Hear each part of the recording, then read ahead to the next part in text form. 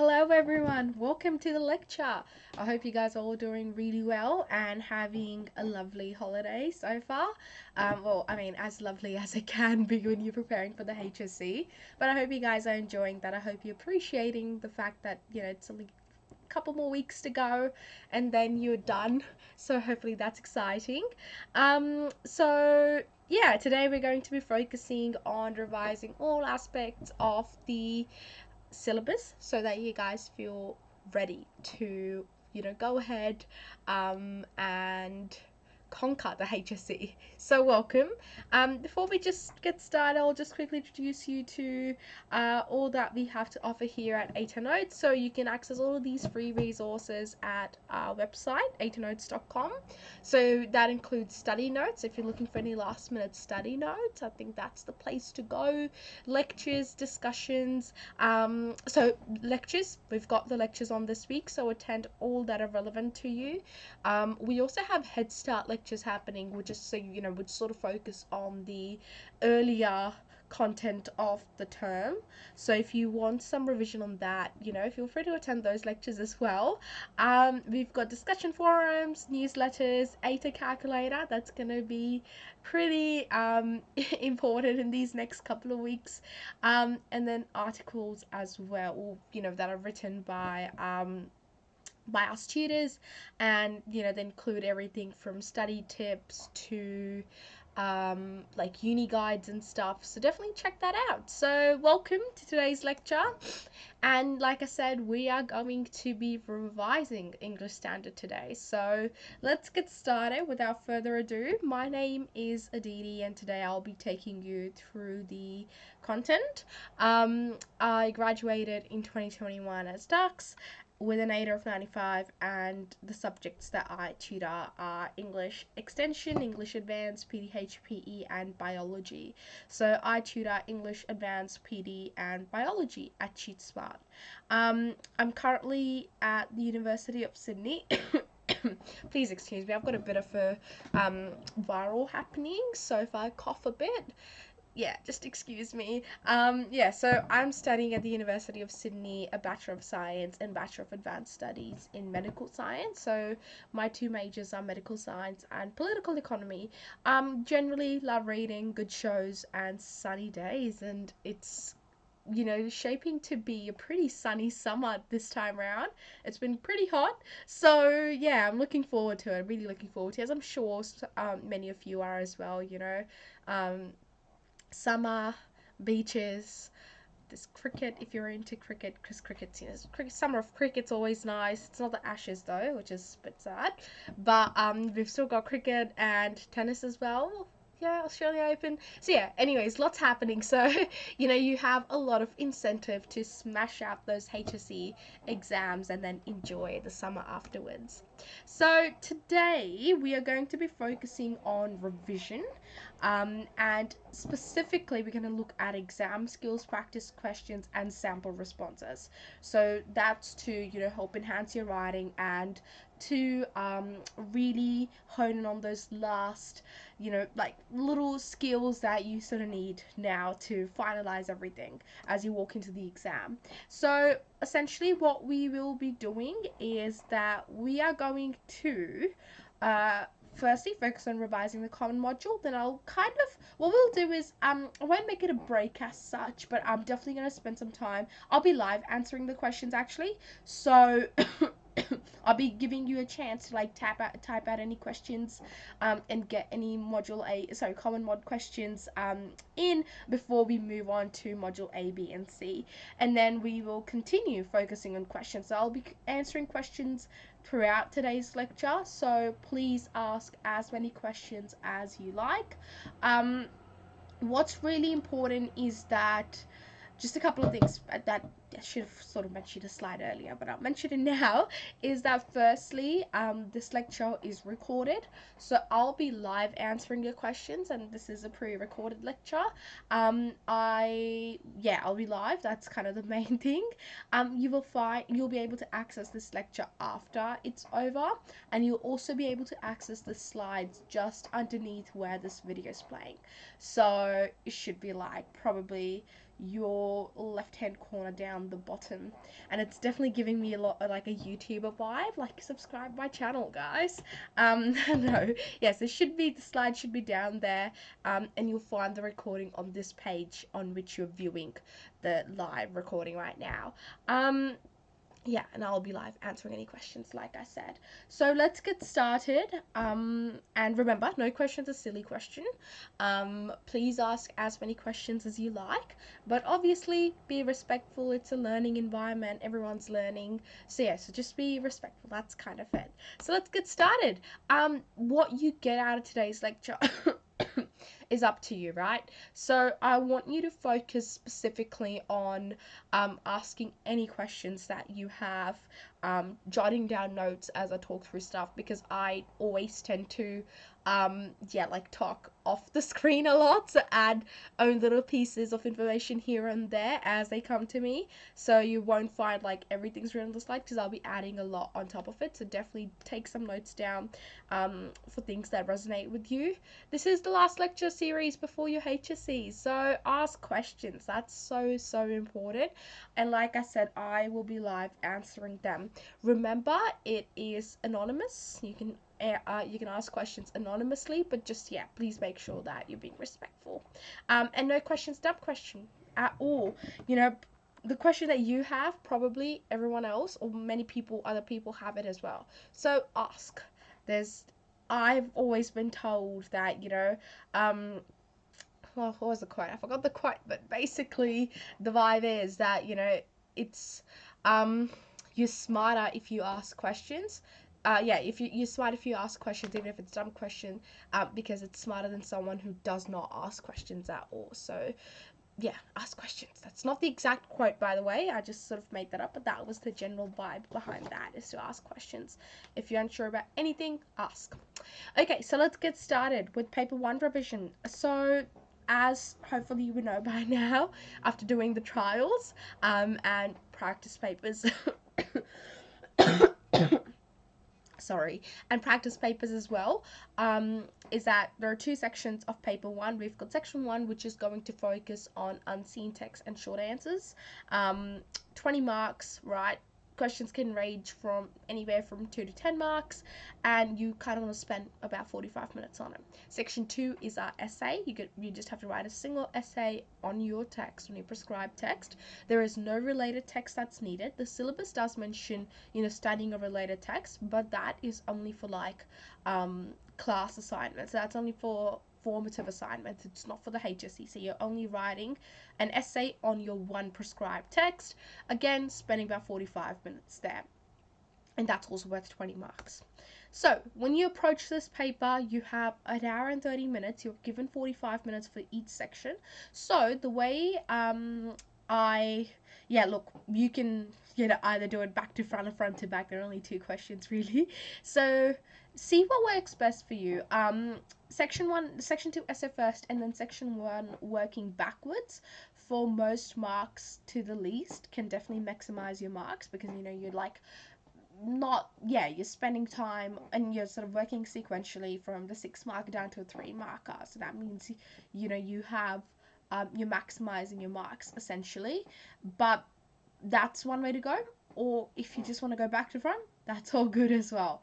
So see what works best for you, and the best way to know what works for you is to actually sit down and do practice papers. Try these different strategies out. I know for me personally, doing it sequentially worked the best. I did all my papers sequentially actually, until I decided to like leave questions and then come back to it. But yeah, did them all sequentially. But for some people I know, doing like back to front works so much better. So see what works best for you. Okay, so where to start with common module essay revision? So I reckon the best place to start is to first revise the language plus key terms that are in the rubric, right? So knowing the rubric is so important, because the rubric is your best friend. Undoubtedly, that is one of the key elemental truths of HSC, is that the rubric, the syllabus, is your best friend. With English, they're not going to ask you anything from outside the rubric. They can't. They're bound by the rubric. So you want to know the rubric, and what it like knowing the rubric and then utilizing those terms and utilizing those frameworks in your essays shows the marker that you've actually engaged with the text the way they wanted you to engage with it. So start with the rubric, then respond to any and all questions you get your hands on in form of essay plans.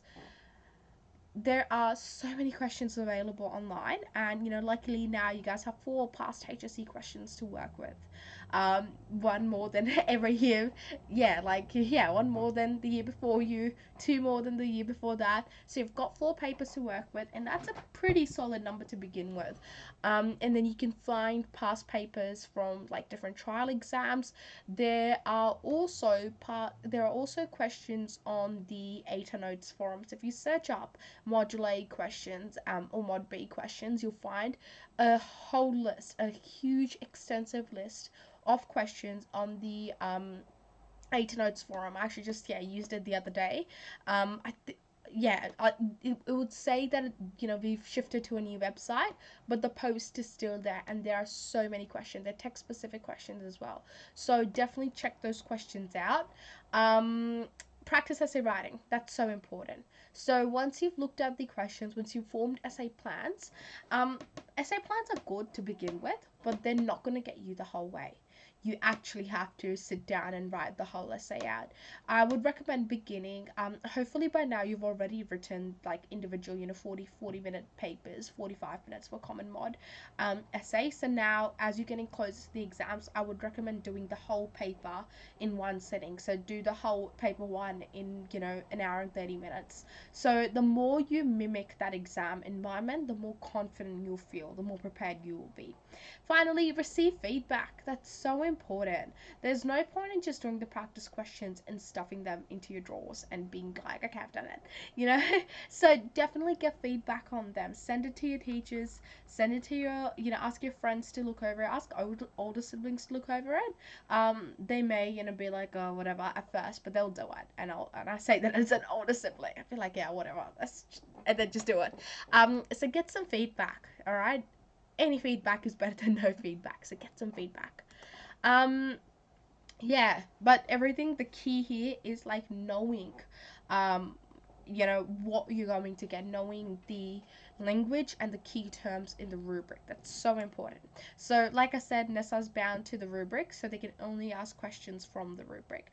With common module for questions, they are not going to deviate from from text and human experiences. They're not going to deviate from individual collective experiences, storytelling, the power of storytelling, um, paradoxes and anomalies. Like that's the sort of the gist of the question. Module A, it's language, culture, and identity. They're not going to deviate from that. They're going to ask you questions that are specific to those elements, and their portrayal within text.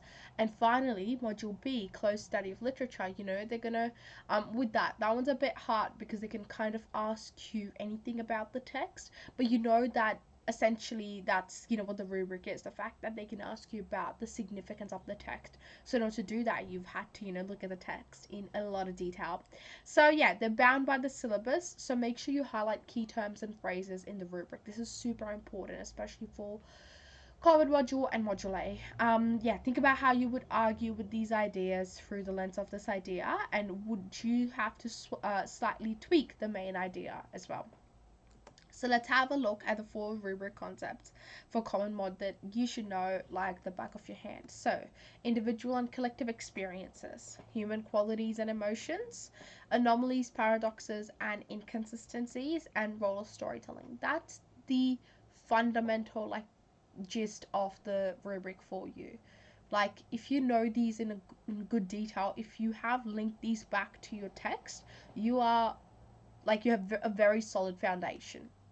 So audience impact is again really important. So students tend to miss this, but my key is that audience impact, it should be, firstly, it should be in your introduction. The last sentence of your intro should be an audience impact. And within the rubric, actually no, I'll just wait because I'm skipping ahead. Give me one sec.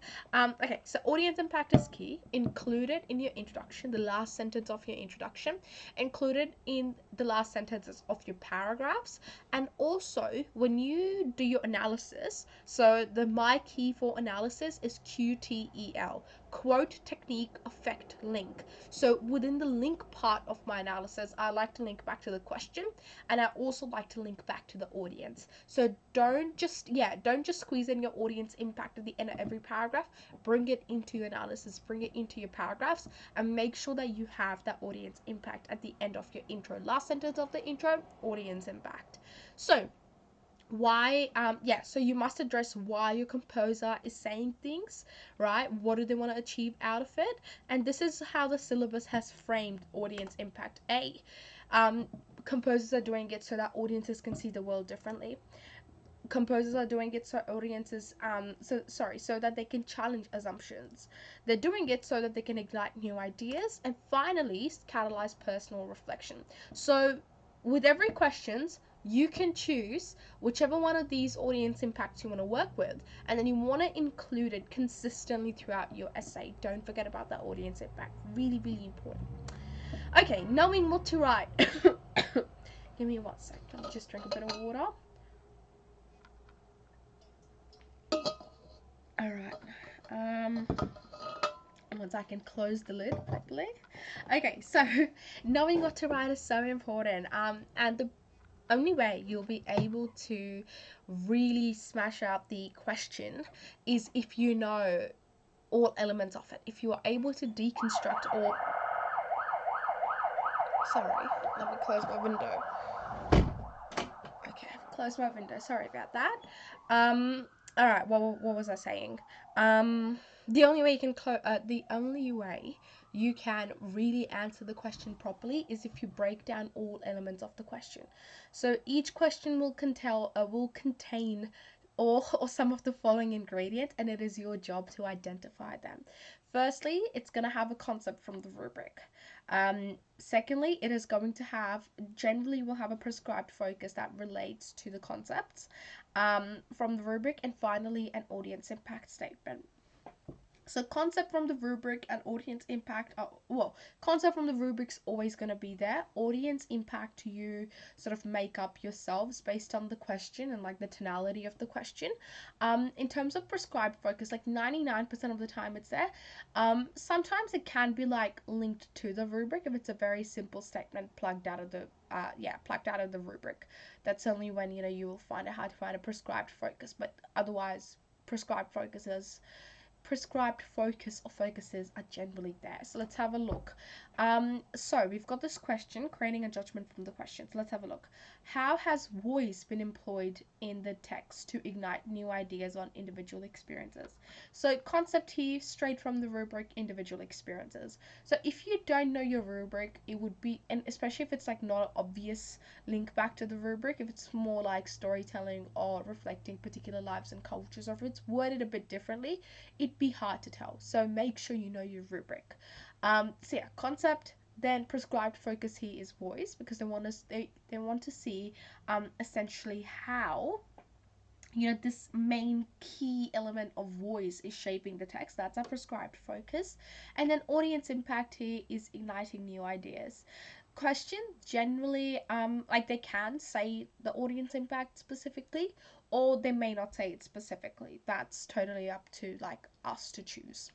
So let's have a look at this next question. So here we are. We're creating a judgment now from that. So individual experiences are projected through the voices that have been manipulated in the text. In turn, composers are able to ignite new ideas and perspectives on the human experience for the reader. And that's to sort of show you how we then want to include all of these elements within our judgment. Make sure that your thesis or your like topic sentence for an unseen questions, it answers the question directly. Don't just repeat the question back, because that's not very effective. That's not telling the marker anything. So yeah, make sure that you are answering the question, that you're breaking down the question and answering it and building on it. So let's have a look. Yeah, try to think of your theses in 2 units. The first tackles the concept in prescribed focus, and the second addresses audience impact. This is yeah, this is a good way to like break it up and to and to not yeah, to not have like a super long thesis, because and that's like for the whole essays, really avoid long sentences, because long sentences essentially for a marker when they're reading it, like halfway through the sentence, and this is anyone, if you read a super long sentence, um after you've read it, ask yourself, what was the first half of the sentence about? You wouldn't know it, because that's just the way our brains work. Super long sentence, you lose focus towards the end, and it's hard to retain that. So just make, and super long sentences can also get confusing. They can also lose meaning as well. So just short, sharp sentences. Okay, so let's have a look at this question. Alrighty. So, explain how boomerangs in a thunderstorm represents an intense moment. So, this is from the 2019 paper. So, what is the concept? We know that the prescribed focus is intense moment, and the audience impact is also something that you choose. So, let's have a look. So, essentially, with this question, because an intense moment can like link back to emotions, let's say that a concept is human qualities and emotion, like it's human emotion that arise as a result of experiences and qualities. And then the audience impact again could be anything, but then in this moment, and this is based on like, you know, after you read the text as well, so make sure you read the text when you sort of also making this judgment. So audience impact here can be catalyzing personal reflection. So this question is from the 2019 paper, the 2019 HSC paper. Okay, now again, it's up to you to decide what is most appropriate to enable you to construct your response and to construct to construct your response and to respond to the question. Okay, so here we are. Here's a judgment statement. So text 3 explores how moments of emotional vulnerability can be intensely memorable through showcasing the profound experience shared between the persona and Uncle Steve. Watson catalyzes and generates personal reflection within his reader. So this is now putting everything together. So remember, like the golden rule for any of your topic sentences or thesis statement is to always break down the question first and then answer it directly in the topic sentence or thesis. You know, so that's what a judgment statement looks like, right? This is what a good judgment statement looks like. If, or rather, um, a judgment statement that just repeated the question that was not very effective would just be, and this is something that we've seen, you know, a lot of students, like it's a common mistake, is to say, for example, text 3, boomerangs in a thunderstorm represents an intense moment to showcase human experiences. Something like that, just very vague, as I'm sure you can sort of tell, in comparison to this, right? That was very vague, that did not sort of illuminate, you know, what was the intense moment or what was the human experience as a result. But this judgment statement, and I might just get my trusty highlighter out. So, where are we? Okay, but this question, we can clearly see this is the intense moment, emotional vulnerability, and it's intensely memorable. And this is, and this showcasing of this experience is allowing readers to catalyze and generate personal reflections. And that's what the, oops, all right, and that's what the text is doing. All right, cool. Let's move on then. Please ignore my highlighting. Um, I really enjoy doing it because, you know, it gives me something to do as I'm talking through the stuff. So I love doing it, but I'm not the best at making straight lines of the cursor, so please excuse me. Alright, I'm just gonna grab a tissue if that's okay. Give me one sec. Alrighty. Okay, so let's have a look now. Reading time. So as you would know, you've got 10 minutes reading time in the paper, in paper 1, and then unfortunately only 5 minutes in paper 2. But with paper 1, best strategies to make the most of your reading time, firstly read the questions. So before you read your unseen text, read the question. Don't read the text first, because that way you're just reading the text. But if you read the question and then read the text, then you're like subconsciously trying to find links between the question and the text. So make sure that you read the question first and then you read the text. Deconstruct each question in your head. Use that strategy. Rubric focus, prescribed focus, audience impact. That's it. Those 6 words. Rubric focus, prescribed focus, and audience impact, right? And then decide the order you want to attempt the paper. This is something you kind of want to already know before you walk into the exam room, because you should have done enough practice to know what works best for you. But let's say you walk in and the question's just a bit different. Maybe you plan to do section 1 first and then section 2, but then you walk in and you think it's probably going to take you a bit longer to complete section 2, so you do section 2 first, finish it off, and then move on to section 1. That's okay as well. Read the unseen text afterwards and then mentally elect the examples you'll be using for short answer questions. So as soon as your reading time is over, make sure you underline those examples, because you'll have them ready to go. So just underline them. Take that minute before you jump into writing to underline all your examples, so that way you can come back to them. But the key is to always read the questions first and then look at your unseen text. So concept statement. Okay, structuring short answer questions. So how do we do that? Remember, we start off with the concept statements. That's a judgment statement, basically. So we respond to the question and we introduce a main idea or human experience that we'll be covering. So make sure you don't just repeat back the question, you elaborate on it, you respond to the question once you've broken it down, and then you introduce the main human experience that you'll be talking about. And then you can elaborate on that to state how in the piece you see this idea or human experience being developed. Then we need our analysis. So analysis is so important. Just giving a quote and saying it showcases this human experience is not analysis. The key that I like to use for analysis that personally really worked well for me and made sure that I didn't cut any corners was Q T E. There you go. Oh, okay, perfect. It's actually better to write with the highlighter than to highlight. Okay, so QTEL. Q stands for quote, T stands for technique, E stands for effect, and L stands for link. So you have a quote or your piece of evidence, if it's like an image or something, then you have the technique in that specific quote or image, then the effect of the technique. So make sure that the effect and the technique link. Don't just give a very generic effect, for example, the simile showcases the idea of the simile showcases the human experience of belonging.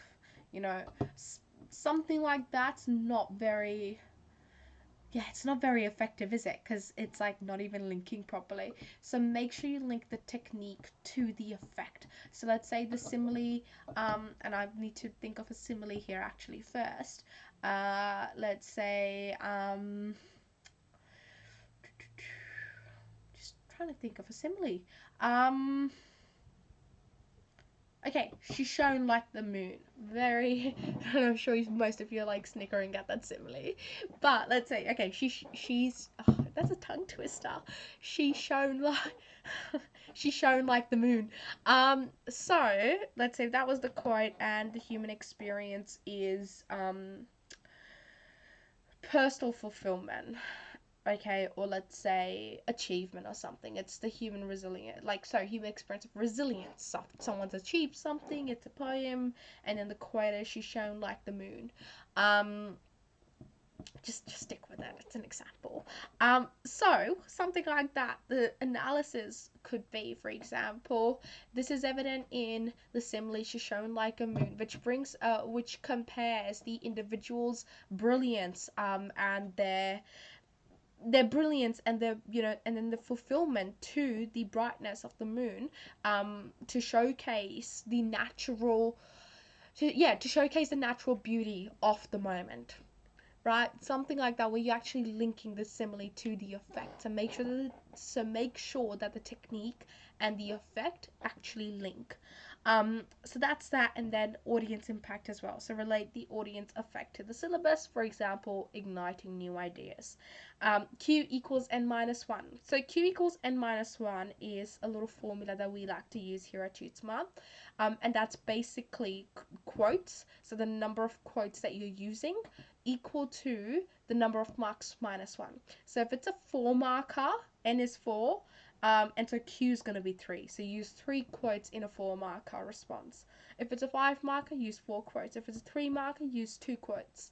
Now, if it's a 5 plus marker, so if it's a 6 marker or a 7 marker, you essentially want to write a little mini essay. So what that means is just organize it like a mini essay. So intro, 2 body paragraphs, and like a 1 sentence conclusion. So 1 sentence intro, 2 max, and then 1 sentence conclusion and 2 body paragraphs. So that's for 6 marks. Finally, linking repeat response to the question and audience impact. Really, really important. So that's this bit over here. Okay, perfect. Very happy with how that turned out. That's much better than the straight line. Okay, so let's have a look.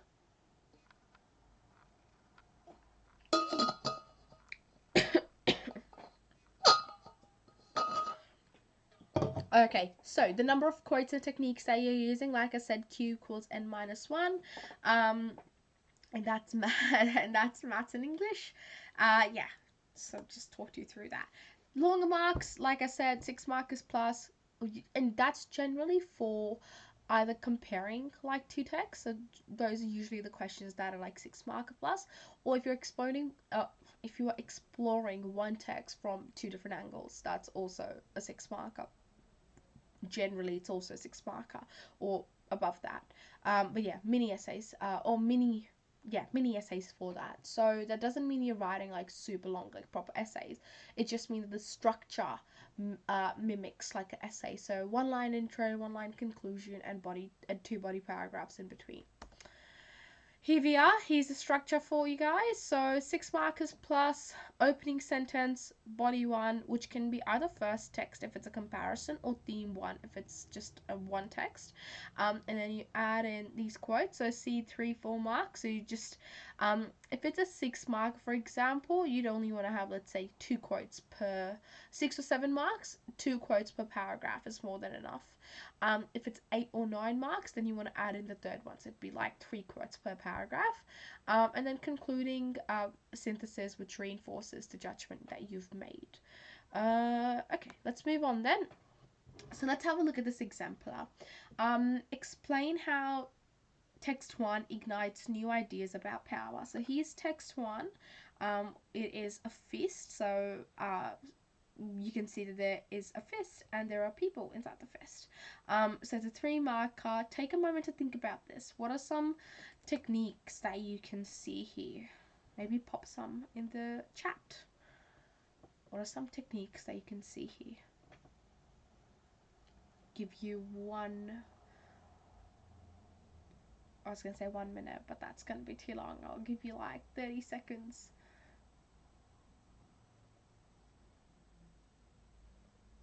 Right. It's not quite 30 seconds, but let's make it 15 seconds. Okay, cool. So some techniques that we see here include depth, color, symbolism of fingers being selves, lines, shading, as you can see, sizing. So look at the contrast of like the hand, the size of the hand versus the people inside the cells, body language, and gaze or lack thereof. So let's have a look. How does this text ignite new ideas about power? Now, when a question says how does it do it, you have to mention in your like judgment statement or your concept statement what visual devices are being used, and then what does that then say about power. So if you look at this quote, if you look at this question, break it down. What is the rubric focus here? Explain how text one ignites new ideas about power. So the rubric focus, especially then based on the image as well, could be individual versus collective experiences. The prescribed focus is power, and then the audience impact is the audience impact is that it ignites new ideas. So let's have a look. Through contrast and dejected body language, text one demonstrates the limitation of internal power. So you can see right here that we've got a concept statement, so it's answering the how, and that's through contrast and dejected body language, and it provides commentary on power, so it's specifically focusing on the limitation of internal power. And then we elaborate on that. So text one represents the internal struggle finding power from within while still facing personal battles. So we further unpack the commentary on power, and we explain the idea of what exactly do we mean by internal power. This is most chiefly evident in the effective symbolism of the fist, a conventional symbol of power which is deliberately contrasted with the cells in the subject's fingers, the symbol of the enclosure and entrapment of personal battles. Evidently, the battle between internal conflict and exerting power is demonstrated to the viewer.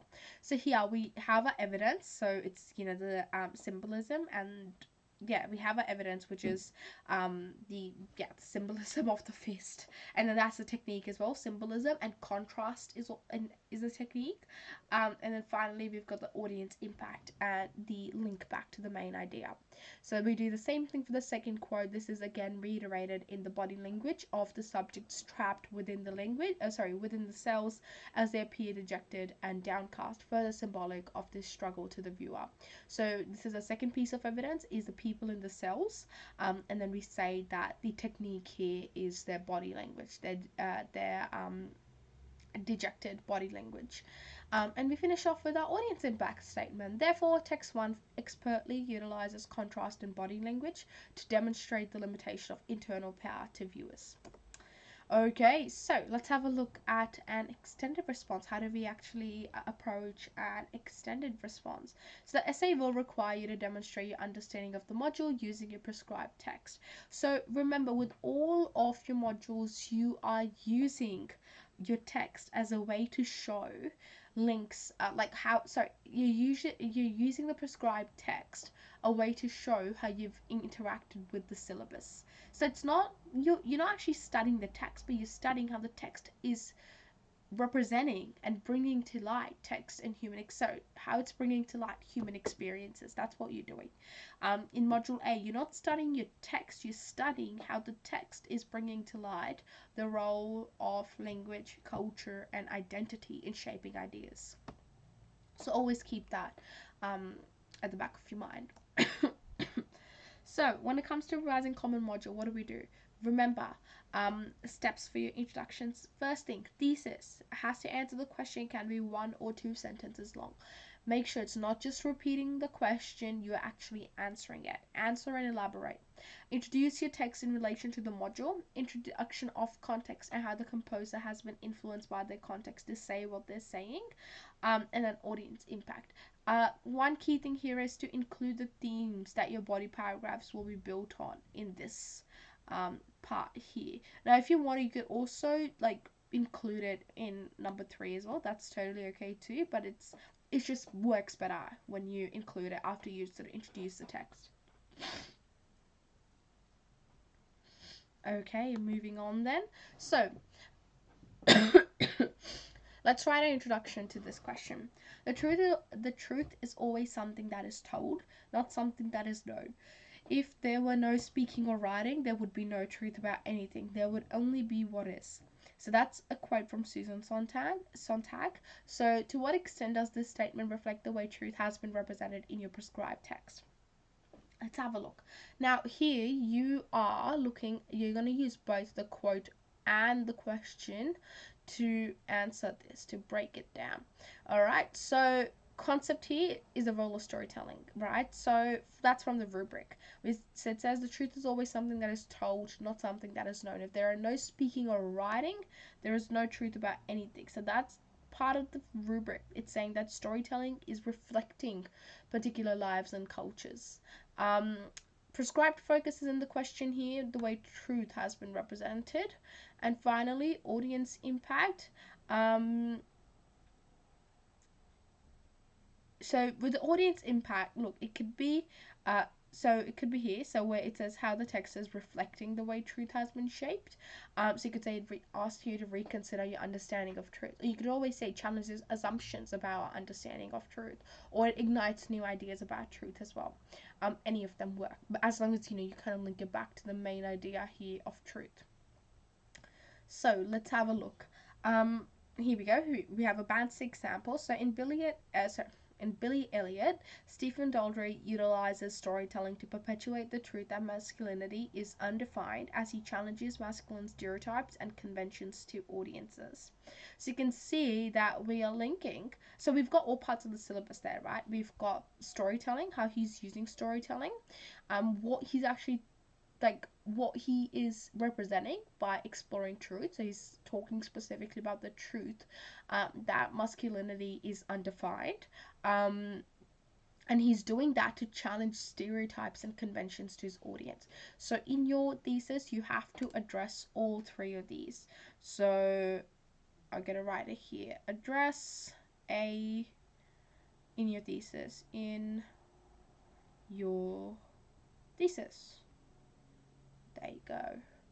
Alrighty, so all three have to come in your thesis. Daldry's 2000 drama Billy Elliot emerged in a time of both restrict and rigid, of both strict, rigid ideas of masculinity and liberating values and beliefs.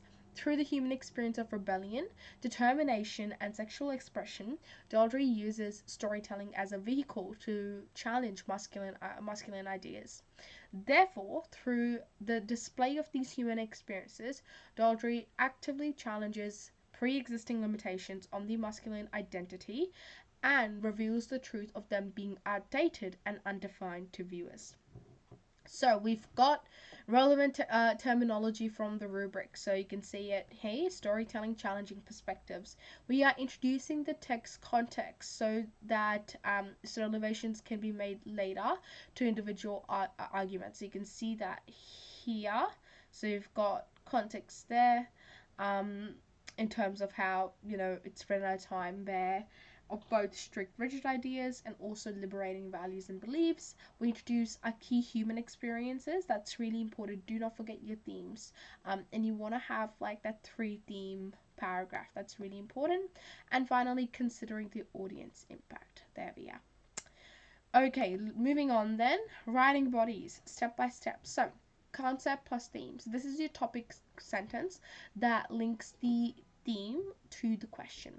So link theme to question. There you go. Okay, so you do that and then you elaborate, then you go through your analysis. So this is where we are continually addressing why the composer is showing these human experiences, right? And as in this way, and specifically, we are relating that back to the context. So we have to make sure that we are specifically linking our analysis back to the question, and we're linking it back to the audience impact. That's really, really important.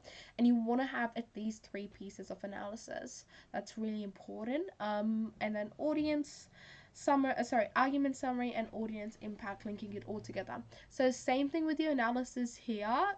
Do not forget QDEO. Keep using that. Or if you've got another mnemonic that you like to use, that's perfectly okay too.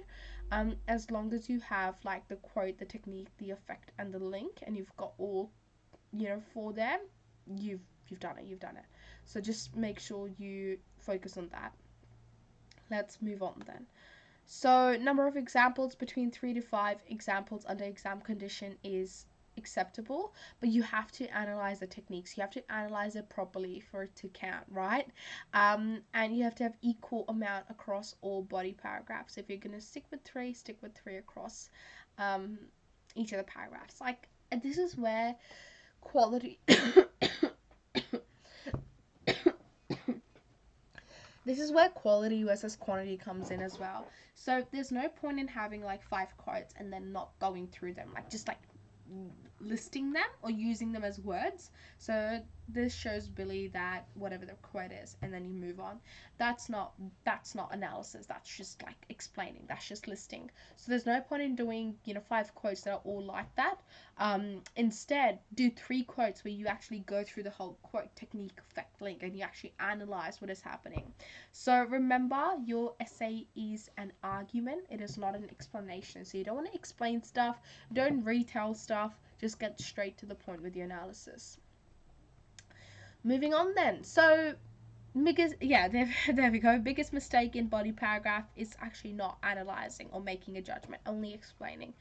So that is so important. Go, if you think you may be doing this, have a go at rereading your work again and ask yourself, is this telling me anything about the story? If your answer is yes, if your work is rather explaining what happened in the story, then you have been explaining. You have not been analyzing as such.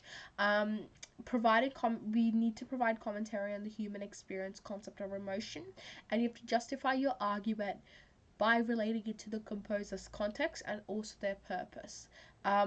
Another big mistake is not addressing audience impact or not addressing it until the end. Again, we don't want to do that. Address it in QTE. Once I can get that to work. Here we go. E and L. So introduce it in the link part of the question. And finally, not relating back to rubric terms. That is also something that we do not want. You have to relate back to rubric terms. Okay, so writing body paragraphs step by step. So here we've got a question. Empathy grants us the ability to understand challenging human experiences. To what extent do you agree with the statement? So the concept here can be human qualities and emotions, because it's saying that empathy is a quality, so being empathetic. So, we can say it's talking specifically about that qualities. Prescribed focus is challenges. Now it doesn't say challenges as such, but you can see that the prescribed focus here can be challenges and empathy. And then audience impact, seeing the world differently, and themes can include prejudice, neglect, and grief. So themes is essentially linking back to your own themes from your text. So let's have a look at this. Within our prejudices lie an untapped potential to empathize with others. Slessor subverts our preconceived views on modern society through his expressive titular setting, William Street. Influenced by his own adjustment to the chaos of a 1930s urbanizing Sydney, the poem, entitled after the notorious Sydney William Street, and subverts the reader's expectations of city life. The opening line, "The red globe of light, the liquor green," employs color symbolism to generate an emotive connection to the otherwise artificiality of the cityscape. Slessor contrasts these neon images with the belief that they go deeper than a stream, and compares them to natural beauty. Here, the poem suggests that it is in these environments in which the heart of the city figuratively beats. In this vivid imagery, prejudice towards individuals involved in escapist lifestyles, alluded to the derogatory slang of "these dips and moles," are lifted. This is further achieved in "grace that blesses onions with a hiss." The hyperbole elevates the quality of the personas and our own sensory experience of the culture thriving in the setting. As the persona sifts through the scenes of the city, refrain, "You find this ugly, I find this lovely," echoes throughout the poem. By heightening our sensations, Slessor combats prejudice with our inherent desire to empathize with the challenges faced by those navigating the urban climate. Therefore, Slessor convinces us to reimagine the setting as one that is filled with life and humanity, and to empathize with those struggling within it rather than being prejudiced. So this is directly, as you can see, addressing the question by using the appropriate language and the rubric concepts, right? The chosen quotes actually link really well back to the question and back to the argument, and they're deconstructed well as well. So there's that QTEL every time, and the technique matches the effect. Techniques that analyze, and finally, audience impact is sustained throughout. So we'll draw your attention to that. So here, subverts readers' expectations of city life. There's audience impact, and not just at the end. Where are we? Here, and our own sensory experiences of the cultural setting. And heightening our sensations. There you go. And finally, reimagine. There we go, us to reimagine. Now, one thing I will add is that with this exemplar, it uses second person. In your essays, I would recommend going against that. So I wouldn't use second person. So avoid using second person. Avoid using us as we as audiences. Just use third person. So audiences take this away, because markers know that you are the audience, you are the reader, you are the viewer. So just I'll highlight that. Okay, writing conclusions. So conclusions, again, they reinforce your judgment on the question and your audience impact, and they can be 1 or 2 sentences long. So we want to summarize the key themes and ideas, and then we want the audience impact linking sentence at the end to put it all together. So here we are. Here's the 2019 question.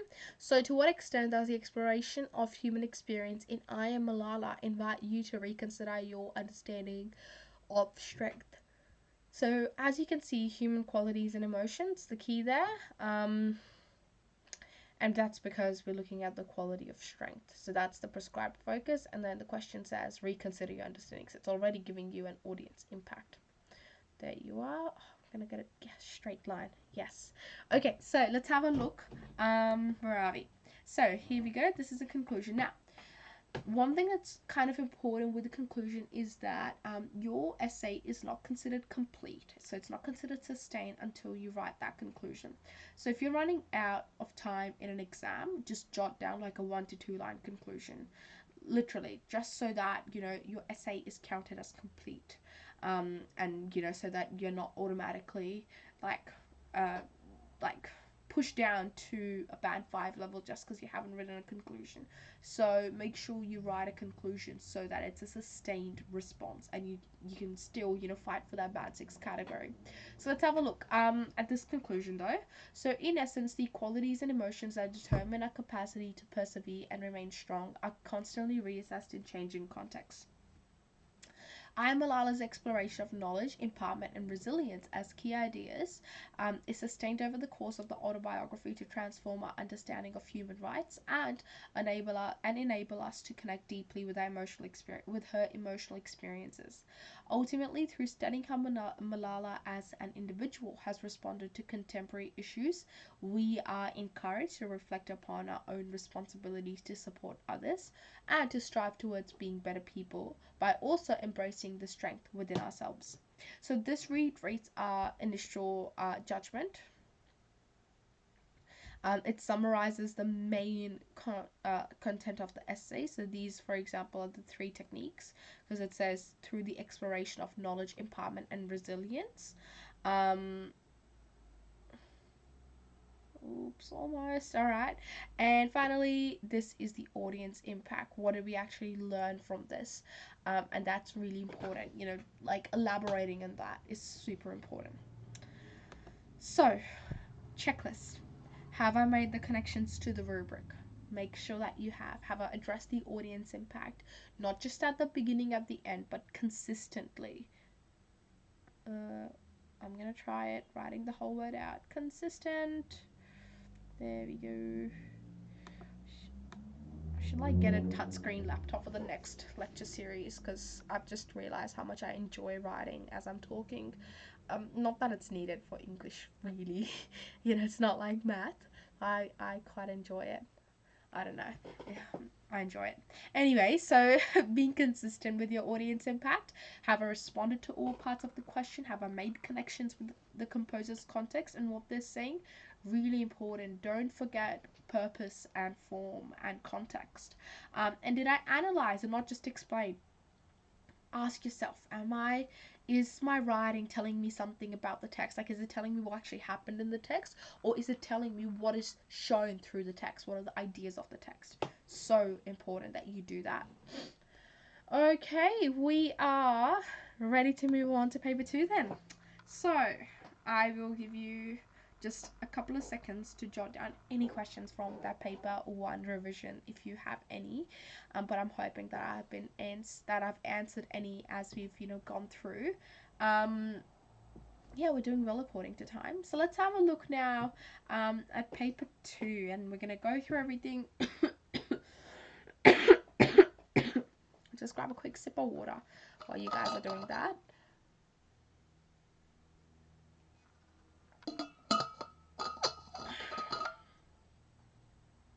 Alrighty, let's have a look. So, paper 2, we've got again 3 sections. So you've got section 1, which is module A. So section 1 includes module A, language, identity, and culture. 20 marks, spending about 40 minutes on this section. Section 2 is close study of literature. Again, another essay, roughly 40 minutes, it's 20 marks. And section 3 is craft of writing. So 20 marks, should spend roughly 40 minutes on this section. So when it comes to approaching the paper, in terms of what Nessa has outlined, here are also some module C times to help. So aim for 40 minutes for each of them, but with mod C, if it's a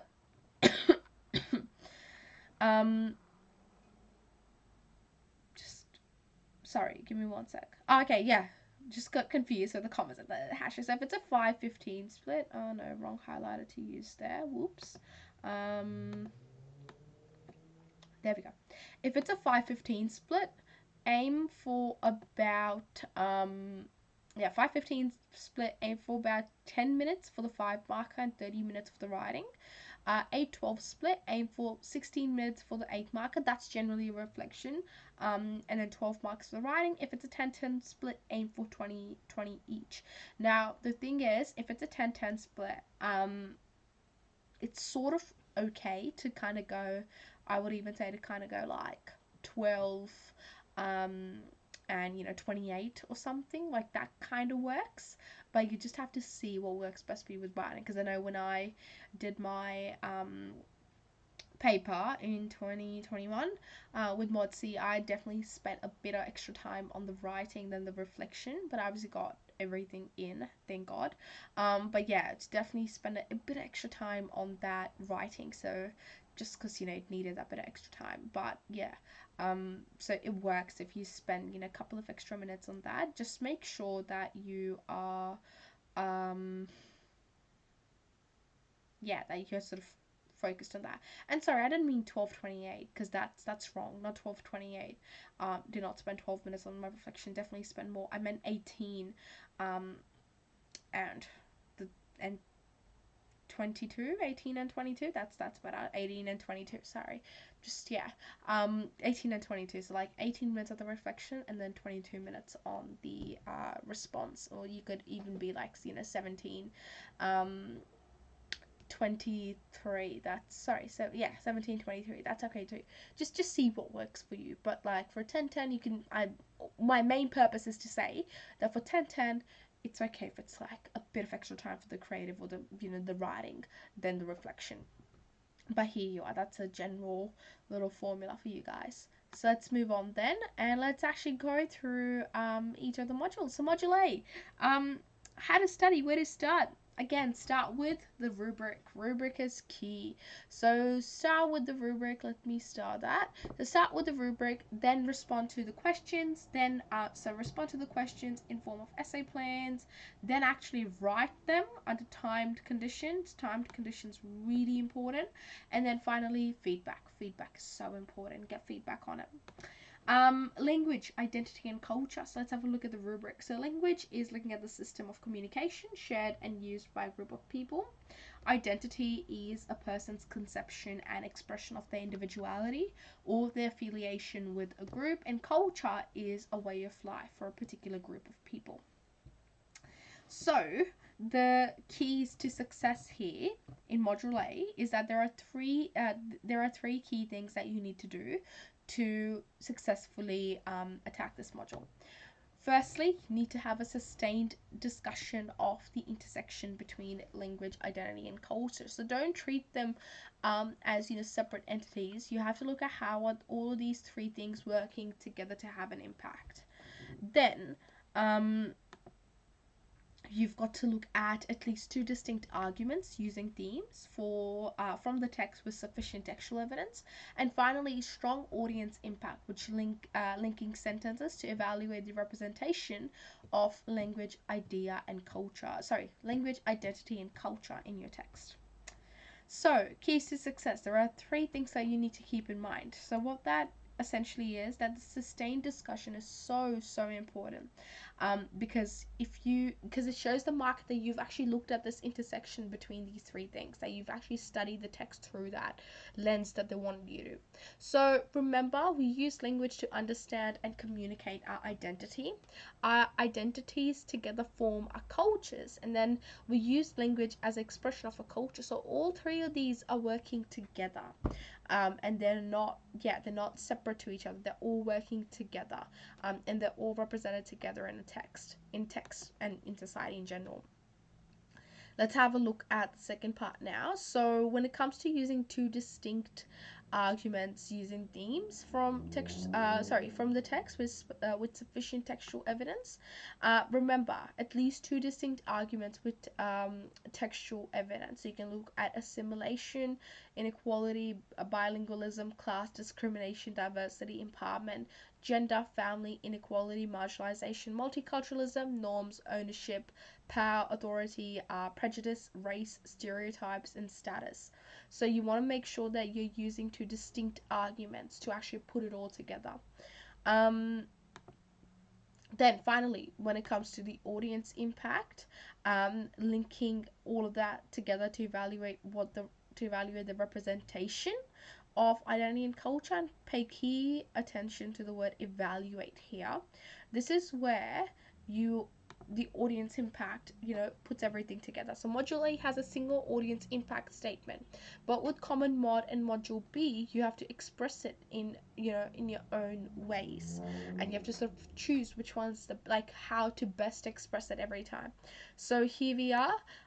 Affirm, ignore, reveal, challenge, or disrupt prevailing assumptions and beliefs. So when you use it, this is like a generic statement, right? When you use it, you'll actually, you can either, you may just talk about affirming and disrupting, right? So it affirms and challenges, let's say, these prevailing, and then you say what the assumptions and beliefs are. So you have to make it specific to your writing. So the intersection between language, identity, and culture. Now, even if the question doesn't have one of the above words mentioned, you still need to talk about them. So let's say the question only talks about language and culture, or identity and language. That doesn't mean that you don't talk about the third one. You have to talk about them. So for example, to what extent does language comment on cultural issues in contemporary society? So here we go. So let's have a look. Language provides commentary on the impact of culture through insightful representations of contemporary social issues. This is fine, but you can clearly see that it's missing one really important aspect of the syllabus. So let's have a look at what this one does. Right, there's already an arrow there. Okay, let's have a look. Language provides commentary on the impact of culture through insightful representation of the contemporary social issues. In turn, audiences are able to re-examine their own views on personal and collective identity. This is the key. So you want to bring all three together. That essentially, within text, not only are these themes interconnected within text, but their interconnection is so important to their portrayal to audiences that they allow us to reflect on our own cultures and language and identity. Okay, let's move on then. So, ultimately, you must be identifying what the composer of your prescribed text has revealed about the link between language, culture, and identity. Argue this consistently through different ideas and themes. If you're at a loss, first ensure you can answer this in at least one way. What is your prescribed text revealing about the link between language, culture, and identity? That's really, really important. Um, because markers are looking at, whether or not you can study all of these different, you can study these different yet interconnected ideas in an interconnected manner. Okay, so why at least one? Well, depending on the unique links between your ideas, arguments, your thesis, which is the answer to the previous question. So this is something that you want to think of. So this question, your thesis should be able to answer this question. So make sure that now you look back at your work and ask yourself, can I answer this question? Is my work linking back to this main idea? So let's have a look. Yeah, so, if obviously based on the question, it can change, but it's so important to obviously plan for different theses. But do you have that one main sort of base thesis that's your interpretation of the text? And then when you get a different question, it's to write a different thesis, but still pertain that original idea that you have, that you think about the text. My key advice for any English subject when it comes to essay writing, and this is the same thing I say in extension, the same thing I say in advanced and standard, is that do not memorize essays. Do not memorize essays, because markers can tell, like they can smell from far away when you've memorized an essay and you're trying to make the question fit your essay rather than making your essay fit the question. Like they can tell. Because what happens is, if you go in with a memorized essay, you're trying to somehow mold the question to your essay, and in that process, you lose sight of the question. And markers can tell that. And the whole, one of the key reasons behind the whole syllabus change in 2019 was to like stop people from regurgitating essays. Rather, they wanted people to think on the spot and actually apply their knowledge. So make sure, so the purpose here is not to, encourage you to like mold your thesis every time to a question, but it's to sort of help you to think about the fact that you've got your thesis, right? You've got that, initial essay, like that thesis, what you actually think about the text when you first read it and you first, written your first essay. You then want to be able to write to different questions. You want to be able to write different theses to different questions, so that you're not just repeating the same thing, or you're not trying to make the same thesis fit, all these different questions. It's really important that we, that we don't lose sight of that. So let's have a look. Now, studying us, let's have a look at exemplar responses. Let's put it all together. Alrighty. Studying language, identity, and culture reveals how language can be used to affirm or challenge our beliefs about ourselves, individuals, and cultural groups. To what extent is this statement true of the prescribed text you've studied for Module A? So this question is essentially asking you to make a judgment about what your prescribed text is saying about the link between language, identity, and culture. So this bit here, as you can see, is clearly, actually pretty much most of this is taken straight from the rubric. So they're just asking you, to what extent is it true? To what extent does the unity of language, identity, and culture, and the way in which they're shown, reveal how language is, affirming our beliefs, or challenging our beliefs about individual and cultural groups. So let's start off with our first with a topic sentence here. So this is from a body paragraph. Language is a powerful form of expression and can shape self-perception as well as individual and collective identity. This is the link. So this is our link between culture, identity, and that should say language, in relation to the specific argument. However, the loss of language due to government policies has a significant impact on the individual's heritage and culture. Ngilda Tapeo was a victim to the assimilation policy, which resonates with Australia's stolen generation and led her to be separated from her family by Swedish authorities and forced into a boarding school for nomadic children. So, this is the relationship to the composer's concept um, to support our argument, and it shows great textual understanding. So what's really important is that you link your argument to the context. Don't just like put in context for the sake of putting it in. You want to include it only when it fits to the question. So here we are proving our argument through textual analysis and referring back to what is actually revealed to the audience about culture, language, and identity. So Tapio recalls her experiences and alienation by the Swedish language and culture evident in the sibilants. And when I came to the school, it was a shock. I was 7 years old, and it was 53. The lessons Tapio attended were in the Swedish language, which furthermore highlights her alienation from the culture she was imposed against. Tapia felt her language was being suppressed. During the lessons, we were not allowed to use Sami language, demonstrating the threat against the Sami culture. Merville's use of contrast effectively communicates the change of the nomadic lifestyle by using an anamorphic lens on the photographs of Sami children in traditional dress, standing outside their teepee homes, illuminating the importance of cultural preservation.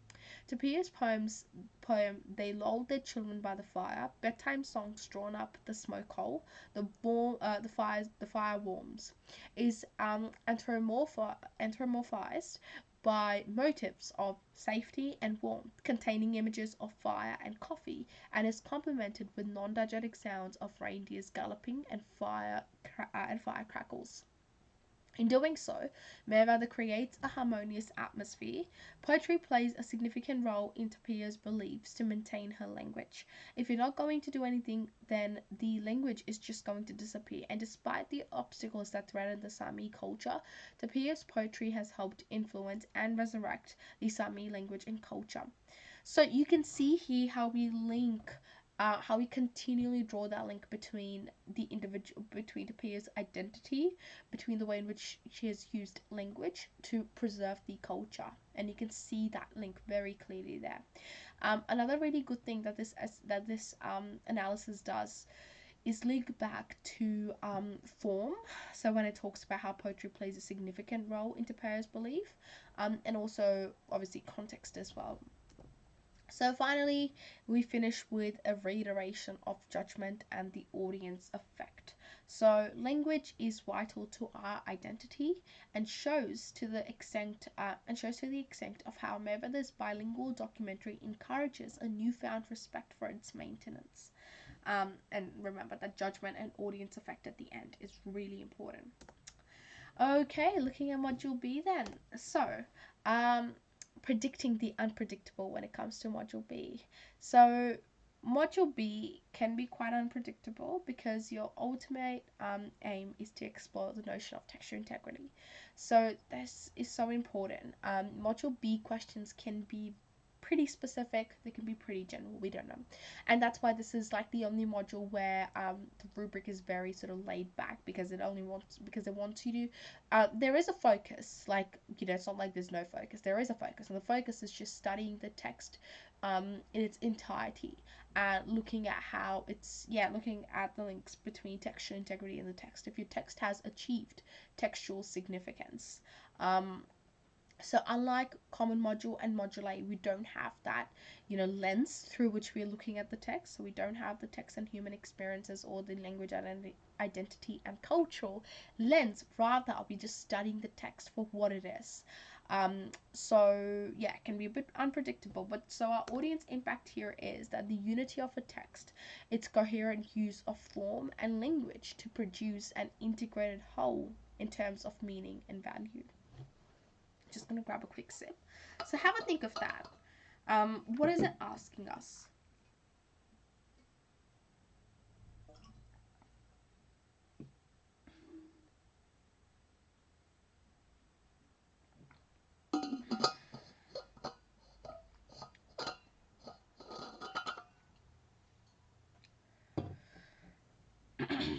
Alrighty, so yeah, essentially it's asking us to look at whether the text has any meaning in its entirety, whether it has any meaning and value to us as an audience.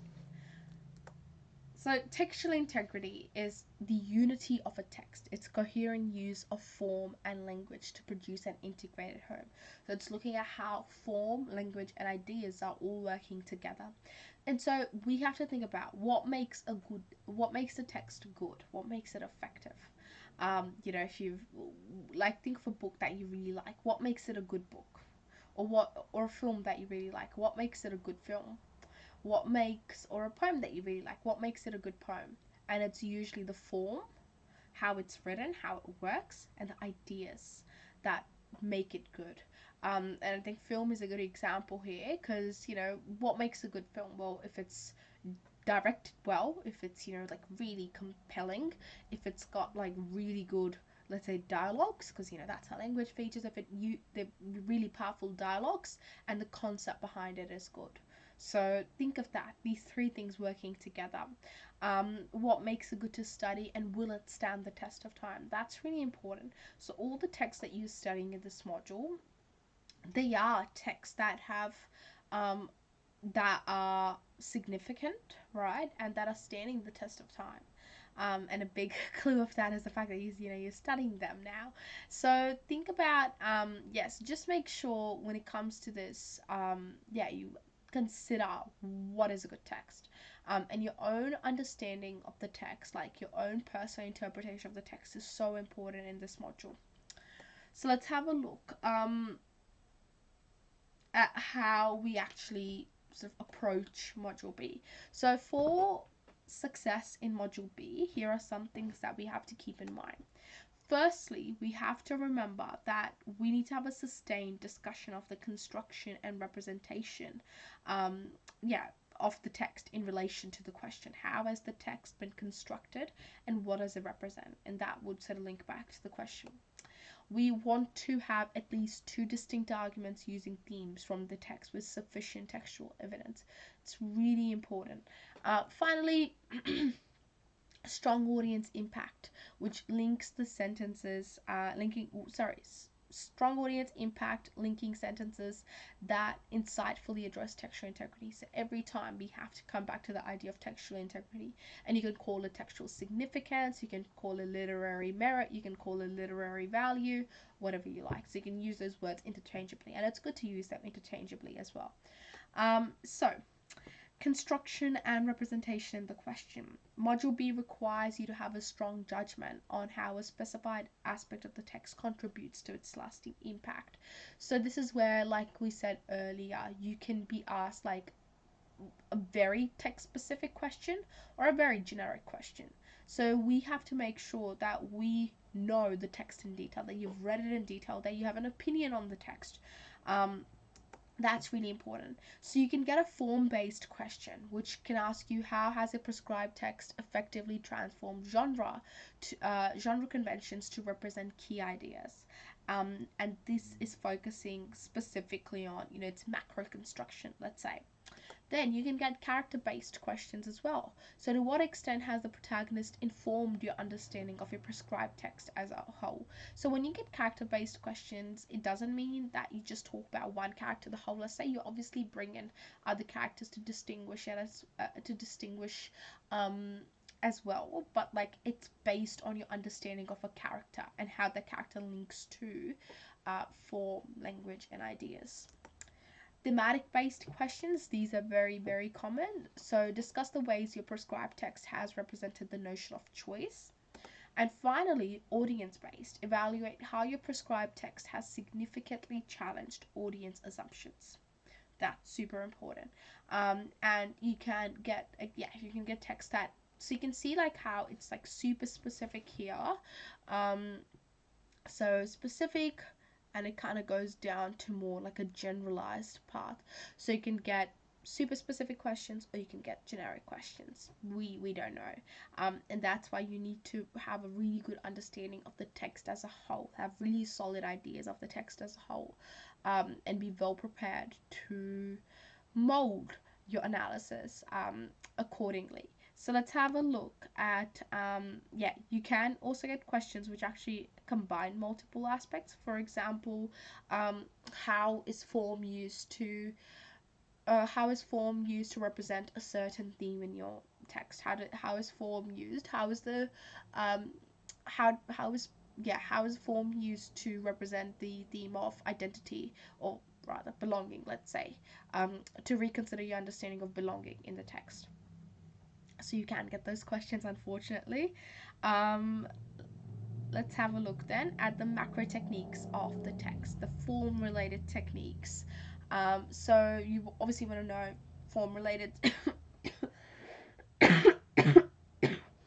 You obviously want to know form related techniques. So characterization, setting, soliloquies, motives, costuming, structure of the text. So that's three-part structure. So it's also called tripartite structure. So, for example, in Common Mod, if you study 1984, that's a tripartite structure. Um, there we go. Yeah, definitely looking at like a touchscreen laptop for next year. Or I can just use my iPad. There we go. Tripartite structure, diary format, poem, rhyme, scheme, structure, etc. So always important that you know your form. So think about how form and language are used together to construct meaning, and how well your composer achieves this meaning will inform the text's enduring value. So this is really important. Keyword here, enduring relevance. And this is where we look at what is the impact of the text on both contemporary and contextual audiences. So contemporary audiences is us, people who are reading the text now. There you go. And then contextual audiences. Contextual audiences are people like who read the text when the text first came out. So like the contextual audiences. I'm just gonna write context and leave it at that. There we go.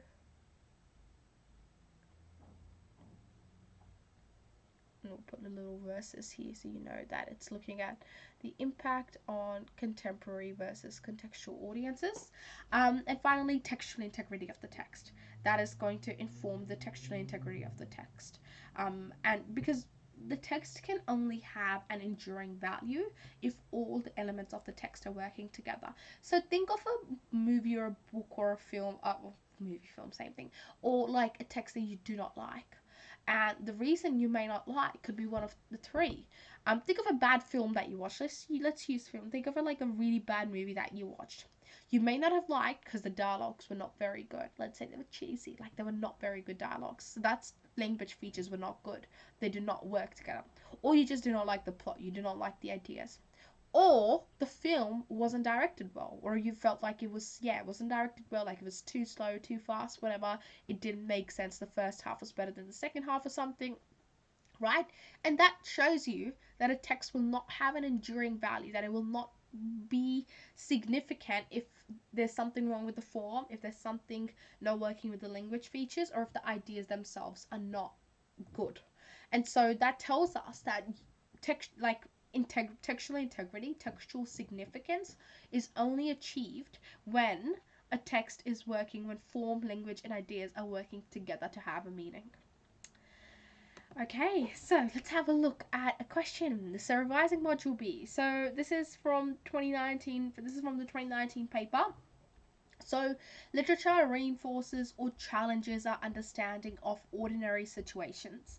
Discuss the statement, making detailed reference to a prescribed text. So, the type here essentially is the fact that it's a thematic audience-based question.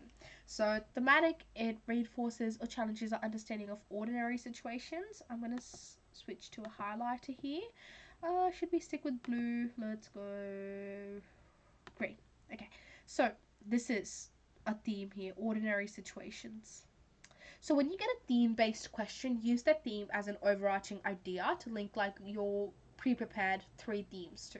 And I would always recommend 3 themes. Module B, always 3 paragraphs. 3 paragraphs are super important. I would not recommend 2, just because there's so much you have to actually write. Oh, those dots are looking really good. Look at that. That's like the actual like type dots. Okay. Alright, where was I? um yeah, 3 themes, really important. So you want to link each of your 3 themes back to the big overarching idea of ordinary situations. And it's audience based. It challenges our understanding, reinforces challenges our understanding, and that's, audience based. Prescribed focus is ordinary situations, as you can see here. There you go. Audience impact is challenges our understanding. There we go. And we won't quite worry about a rubric focus here because we've sort of spoken about how the rubric is, essentially like studying the text in a lot of detail. So don't worry about that. Just focus on prescribed focus and audience impact. And a theme that, for example, we can focus on here in the next body paragraph that we'll talk about is family. So you'll have 3 themes. But the theme that we'll talk about next in the next slide is family. So make sure that you don't use 2. Always go for 3. Just because mod B, there's a lot of writing to do to prove the fact that the text has achieved textual significance. So here we go. This is let's have a look at this exemplar. So Haddon's novel illustrates that the ideal of a normal family is an unattainable goal, harnessing the unconventional style of the novel to highlight the connections that arise from abnormal family life. Christopher's relationship with his mother is strained, as indicated by her letters, in lieu of physical presence in his family, repeatedly beginning with "Dear Christopher." By exploring their relationship through the epistolary forms, that's letters. Let me just highlight that. So we can see how they immediately bring in form. Really important. Haddon reveals the inadequacy that Judy feels while still wanting to connect with him, with a bittersweet tone in "I am sorry, Christopher, but I still love you." This allows the reader to understand the complexity of family relationships and challenges their perceptions on what ordinary truly means. However, Haddon also reveals that despite the strain that they cause, tense family relationships can hold emotional significance. Christopher describes an apologetic moment with his father. "We made our fingers and thumbs touch each other." The comforting tactile imagery, language feature, combined with Christopher's narration, form feature, reveals his supposedly abnormal attention to physical sensation, revealing how family relationships outside of what may be perceived as ordinary can still thrive. The unique narrative style of Curious Incident reflects the Boone family's situation, which, despite or because of its uniqueness, explores deep interpersonal connections that extend towards having a lasting, meaningful impact on readers today. And that's looking at contemporary audiences, readers today's contemporary audience. So this is a really good response because you can see how it constantly links form to language to showcase how it portrays a specific idea, and that's textual significance, and it does that for each of the piece of evidence, and then it links back to contemporary audiences and contextual audiences. Really, really important. So we are answering the question by integrating the keywords. We are giving quotes a technique that actually relate back to the idea of ordinariness in relation to home, and we are incorporating textual integrity here, lasting impact, ongoing significance, and value of the text. Remember, in your writing, when you bring in that connection between form, language to show how it's having a certain impact, that is showing textual integrity. And then you couple that with words like, textual integrity, textual merit. You've done a good job. Okay, let's move on then. So, audience impact and textual integrity. Here are some possible expressions to help explore textual integrity.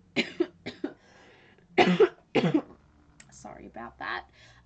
To explore textual integrity without, continuously saying textual integrity the whole, let's say, because that can be jarring.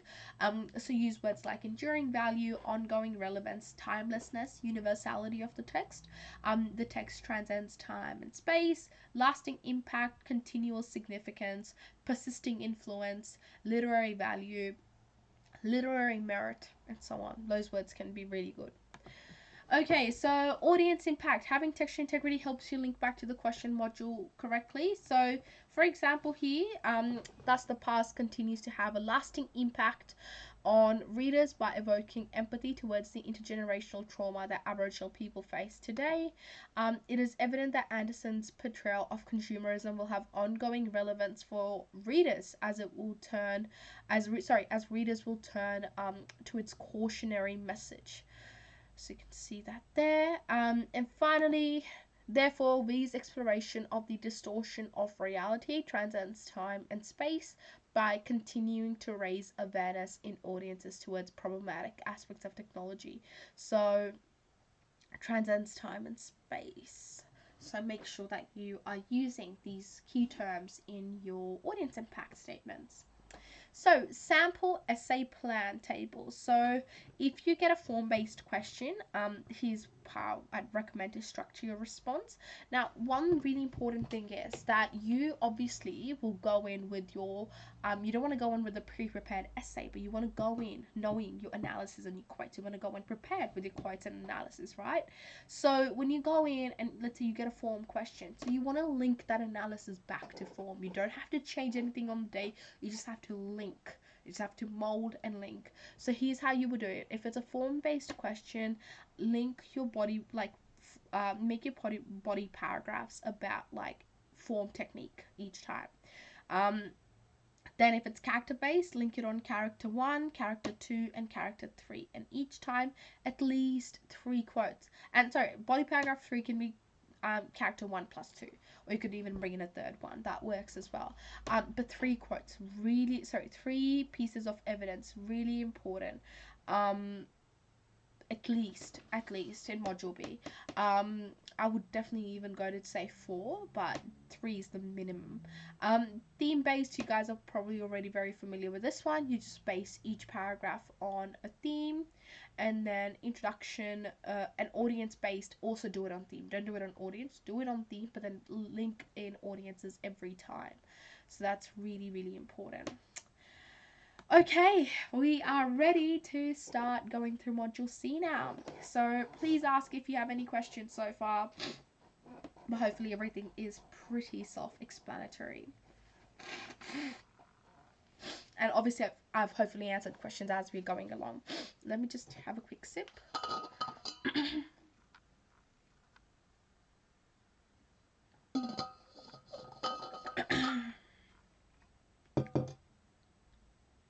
Okay, let's have a look then. So, revising Module C. Now, keys to success when it comes to Module C is, remember, every piece of writing is different. There's no one formula for success in Module C, but there are definitely elements that you can utilize, in Module C to write a good piece of writing. So there are general things that we have to remember when it comes to, creative responses. So let's start with creative responses, and then we'll also discuss discursive as well. Now, with persuasive and informative, persuasive is mentioned in questions, informative not so much. So I would definitely recommend practicing creatives and discursives the most. Some persuasive and informative just in case, but it's not. Yeah, we haven't quite seen it being emphasized in questions in the HSC, but it's obviously there in the syllabus. So let's have a look. Every piece of writing is different, but here's some general tips. Firstly, meet the stimulus or the question requirements with flair and skill. So don't ever so it's really important to not literally interpret the stimuli. Always make sure that you are looking at it figuratively, and that's where flair comes in. Layers of meaning are created through using language forms and features that are inspired by a Module C text. So having that layered work is really, really important. Because it showcases that, skillful expertise. And finally, engaging ideas and perspectives shared to leave a lasting impact on audiences is really important. So always make sure that with your Module C text, you have a purpose. That's not just, you know, writing like for the sake of it, but there's a purpose. There's something you're trying to achieve through your writing, and that's what you talk about in your reflection. So let's say your purpose is to evoke a certain response, or your purpose is to bring something to light, to bring the importance of a certain issue to light. So make sure that you have a purpose behind your writing. Now, expose yourself to as many different questions as possible. Best way to prepare for Module C. Really, yeah, best way to prepare for Module C is to expose yourself to as many questions as possible. This will help you to not be completely blindsided by any questions. And yeah, like essentially, you know, because yeah, you'll feel confident. Really, that's the key thing with this. You'll feel confident, and it will help you because, you know, if you've got like pre-existing plots and thesis, you only have to like you'll know how to tweak them. So here you can say, we say pre-existing plots or thesis. Again, don't go in with a fully prepared piece. I recommend always having like a pre-existing plot that you like writing about, or an idea, or a character, or yeah a storyline that you like writing about, and then adapt that to the question on the day. So let us have a look at this example. So this is from the 2019 paper. So let's have a look. They wanted us to create a piece of imaginative, discursive, or persuasive writing that ends with the provided image. So our aim is to compose a creative piece. Let's say we're going to choose creative. Restriction is that it has to end with this specific image. And audience impact can be to describe and present the nature of closure in a new light. So audience impact is what you choose to achieve through your piece as a writer.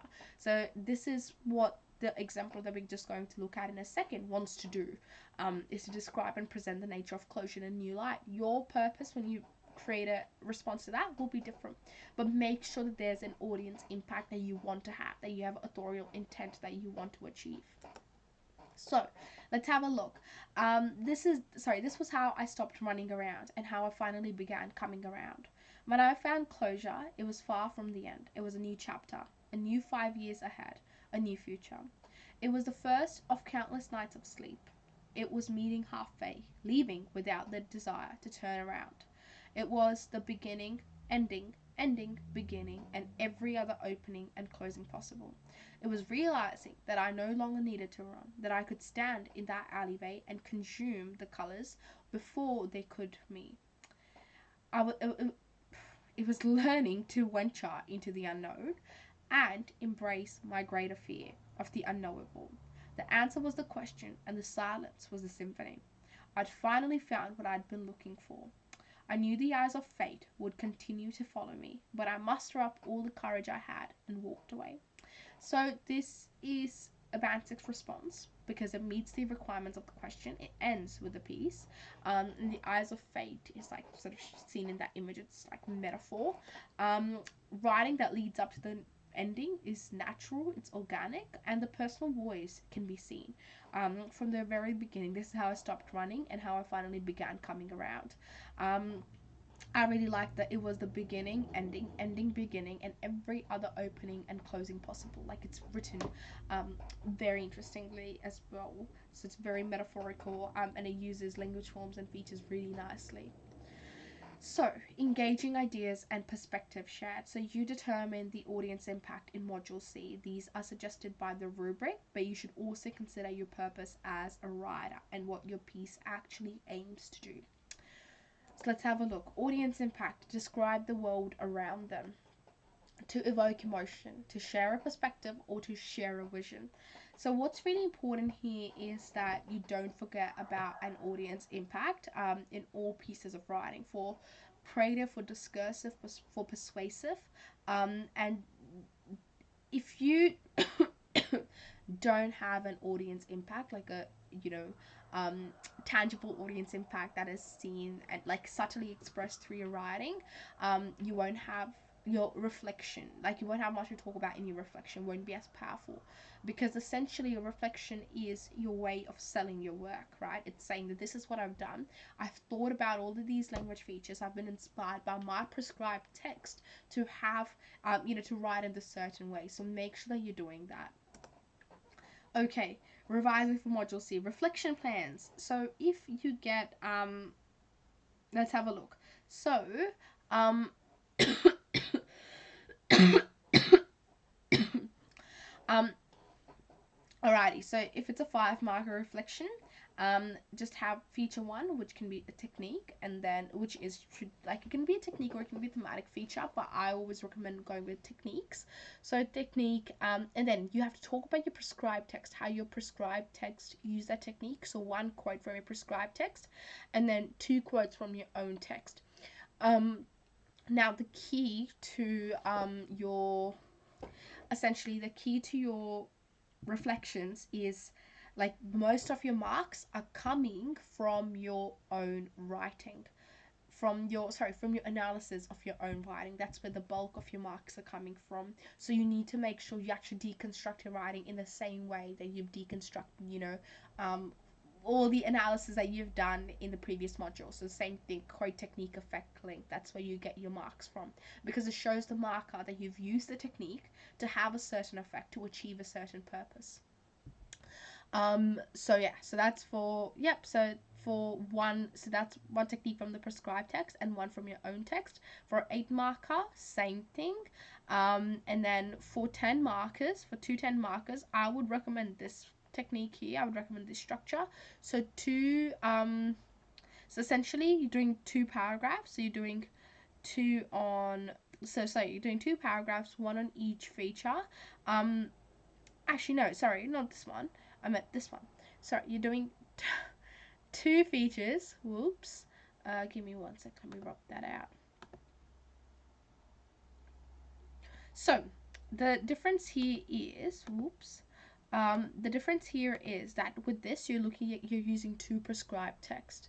So the reason I wouldn't, unless now the question can ask you to do 2 prescribed text, potentially it hasn't done that yet. I don't think any of the questions have done that in standard yet, definitely not in advanced, but they can ask you to do it. But generically it's only 1, so this is the one that you'd follow most of the time. If it's a 10 marker, just do 1 prescribed text, but then 2 paragraphs, right? So in each paragraph you want to talk about the 2 techniques. Each paragraph you want to base each paragraph on like a technique each, and then in each one talk about the prescribed text, influence, and then link to your own examples. So I would say to have 1 quote from your prescribed text in the paragraph, and then 2 from your own. So that would mean you've got 3 quotes in each of the body paragraphs. If they ask you to do 2 prescribed text, then you follow this structure. You make the first body paragraph on text 1, and then you make it the second one on text 2. And then obviously you have a conclusion and intro. In your introduction for your reflection, make sure you mention the prescribed text, full name of the author, and then the text, and what techniques, or how you borrowed from the text, how you have borrowed from the text. Okay, moving on. Sorry, I think that's just 2 slides. This. Okay, so an easy way to remember how many examples to include is marks divided by 2 plus 1. And that can help you.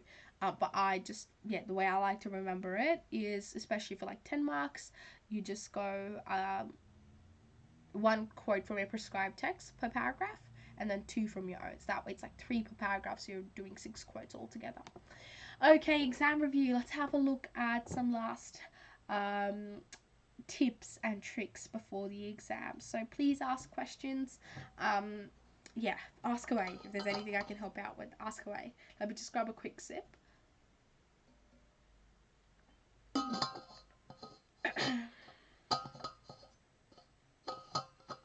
Close this lid. There we go. Okay, let's have a look. So, what if I haven't started practice responses yet? Never too late. It's definitely a bit time tricky, but it's never too late. You don't want to like not do it at all now because you haven't started early. Please do them, and here is a technique to help you. You can see that quote, how precise that is. But anyways, and you know what the best thing about doing timed responses is that even if you do it like paper, even if you do, let's say, just one question, right? It's 40 minutes. It's not even an hour. So you're done and over with 40 minutes. And it feels so good when you finish it. So even if you just start off by doing one, then doing two, and just doing that, like not doing the whole paper in one sitting if you're just starting, that's okay. As long as you do something, right? Something's better than nothing. So start off with like doing it open book, so have your notes. So with notes I mean like have your quotes and your analysis, and then do it untimed. Then do it closed booked and untimed. Then do it open booked and timed. Then closed book and timed. So even if you even if you don't now, like you haven't started, so I wouldn't recommend jumping straight into doing like a 3-hour paper, because that's going to be really hard. Or not a 3-hour paper, sorry, 2-hour paper if you're doing paper 2, like as a whole. I would recommend doing them individually, right? So if you haven't started practicing yet, so just do them individually, 40 minutes each, and that will really help you. And then just a couple of days before the exam, do it all together. Do it like a 2-hour sitting paper. But if you have been practicing consistently, then now is a good time to start doing it all together, doing it for 2 hours. Start memorizing now. So that's not essays. I'm actually going to write that. Not your essays. Do not memorize essays, please. That is not what we recommend at all.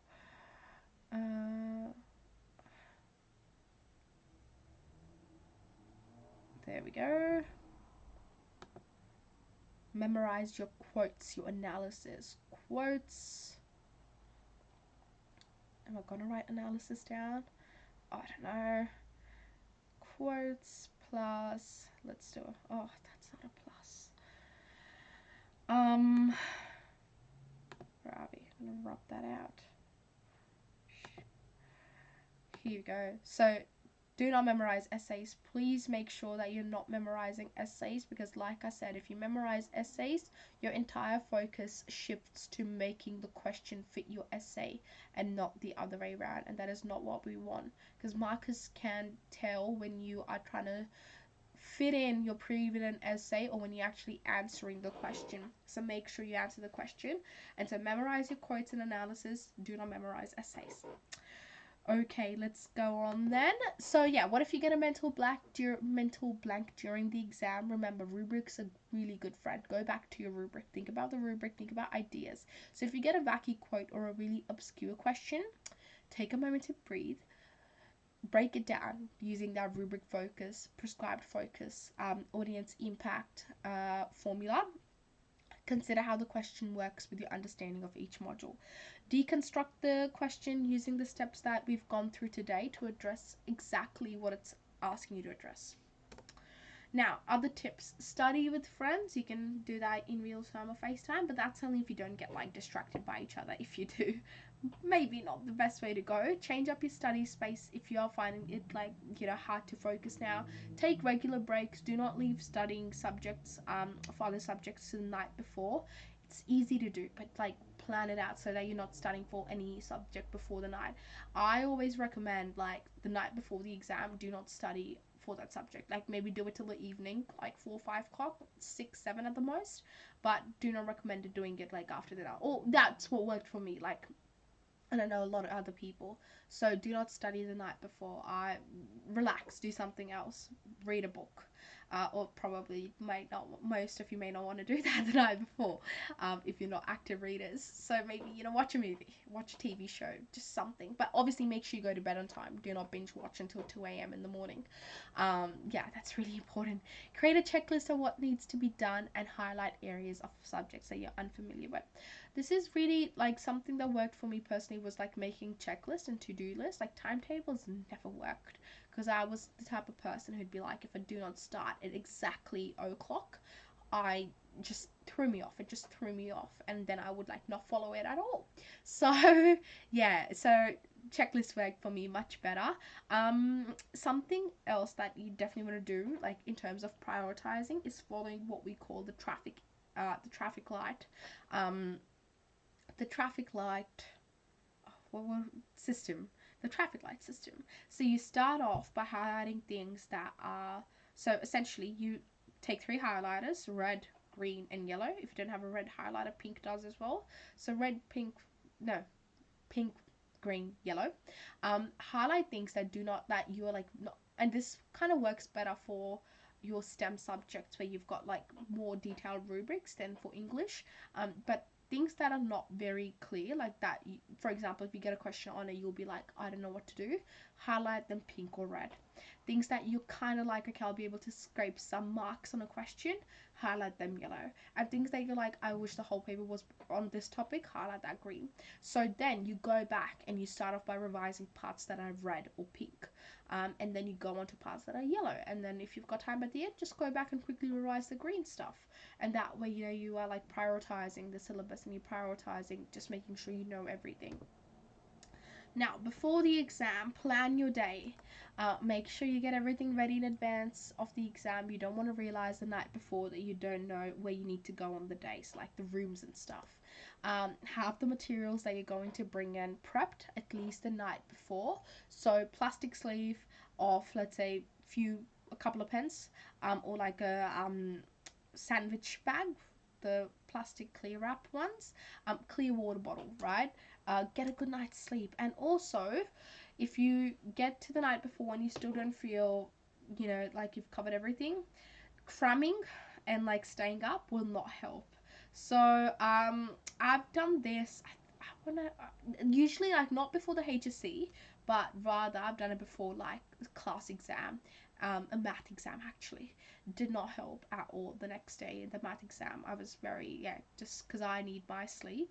My brain here does not work if it's not running on 7 to 8 hours sleep. So next morning for my, I think it was either year 11 or 12. I think it was year 11 actually. Did not work the next morning because I stayed up doing like mathematics questions because I was like, I need to get this right, and those questions were a bit tough. So I was like, I need to get this right. So get a good night's sleep. What it is, what it is, right? It's just breathe it out and just go sleep. That's gonna help next day more than like staying up and cramming. On the day of the exam, have a good breakfast. Eat something that'll sustain you.